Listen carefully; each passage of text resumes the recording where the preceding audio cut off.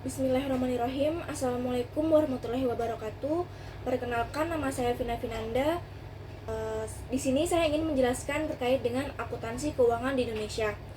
Presentasi yang akan saya jelaskan ini digunakan untuk memenuhi tugas ujian akhir semester pada mata kuliah teori akuntansi. Yang pertama, di sini saya akan menjelaskan terkait dengan 4 pilar standar akuntansi keuangan atau SAK di Indonesia. SAK yang pertama yaitu SAK internasional. SAK internasional ini mengacu pada IFRS dan digunakan oleh perusahaan dengan akuntabilitas publik. Kemudian untuk yang kedua itu ada SAK umum. SAK umum ini juga berbasis IFRS tapi lebih fleksibel untuk entitas besar yang tidak go publik. Sedangkan untuk yang ketiga itu SAK entitas private atau IP atau ETAP.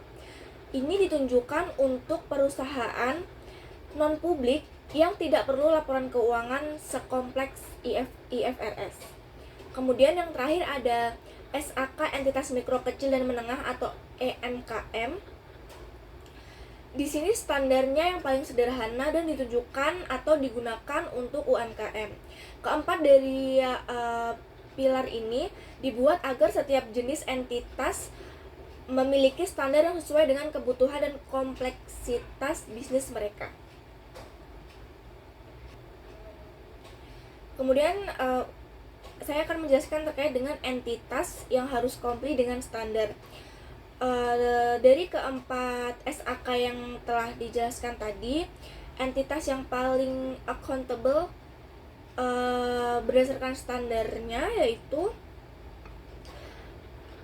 untuk perusahaan TBK, bank atau asuransi itu biasanya menggunakan SAK internasional. Kemudian untuk entitas atau perusahaan besar namun tidak go publik itu biasanya menggunakan SAK umum. Dan SAK etap itu digunakan untuk perusahaan yang non publik namun masih skala UMKM yang besar. Kemudian yang terakhir itu SAKM IMKM itu digunakan untuk usaha-usaha mikro, menengah atau kecil yang menggunakan standar yang paling sederhana. Oke, selanjutnya itu ada referensi atau acuan dari masing-masing standar. Untuk standar SAK internasional dan standar SAK umum itu menggunakan dan mengacu pada IFRS. Jadi laporan keuangannya ini lebih kompleks sesuai dengan kebutuhan pada entitas tersebut. Kemudian untuk SAKEP atau etap dan SAKEMKM itu tidak mengacu dan sekompleks IFRS, namun lebih disederhanakan sesuai dengan entitas yang menggunakan standar SAK tersebut. Selanjutnya, SAK di Indonesia mengacu pada IFRS atau USGAAP. Dari setelah saya baca sebelumnya, SAK di Indonesia itu mengacu pada IFRS. Indonesia itu mengadaptasi International Financial Reporting Standard atau IFRS sebagai acuan untuk penyusunan laporan keuangan dengan penyesuaian yang dilakukan oleh Dewan Standar Akuntansi Keuangan atau DSAK IAI untuk menyesuaikan dengan kondisi lokal yang ada di Indonesia.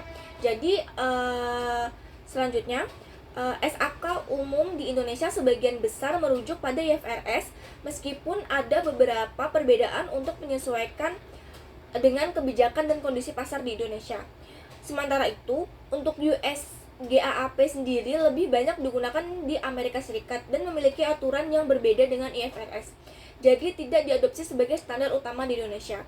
Jadi intinya SAK di Indonesia itu lebih mengacu pada IFRS dan tidak mengacu pada USGAAP.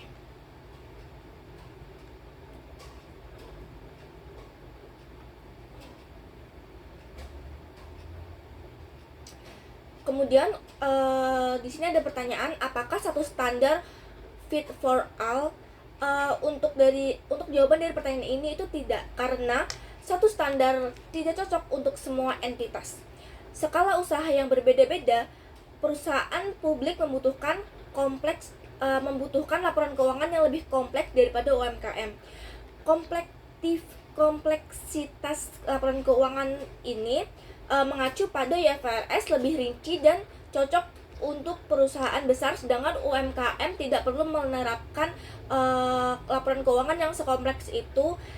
Jadi hanya perlu membuat laporan keuangan yang sederhana saja.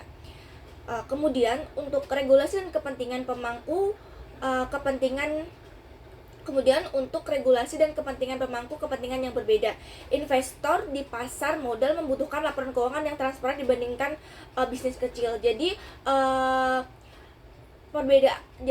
di Indonesia ini tidak bisa menggunakan satu standar saja untuk semua entitas, karena skala besar itu biasanya lebih kompleksitas, sedangkan untuk UMKM itu cukup menggunakan laporan keuangan sederhana saja. Jadi satu standar tidak cocok digunakan untuk semua entitas. Kesimpulannya, terdapat empat pilar ESAK yang berbeda di Indonesia sesuai dengan entitas dan karakteristik yang berbeda. Kemudian perusahaan dengan akuntabilitas publik wajib mengikuti IFRS, sementara UMKM dapat menggunakan standar yang lebih sederhana. Kemudian, standar akuntansi di Indonesia mengacu pada IFRS dengan beberapa penyesuaian sesuai dengan kondisi lokal. Yang terakhir, tidak ada satu standar yang cocok untuk semua entitas karena setiap entitas memiliki kebutuhan yang berbeda-beda.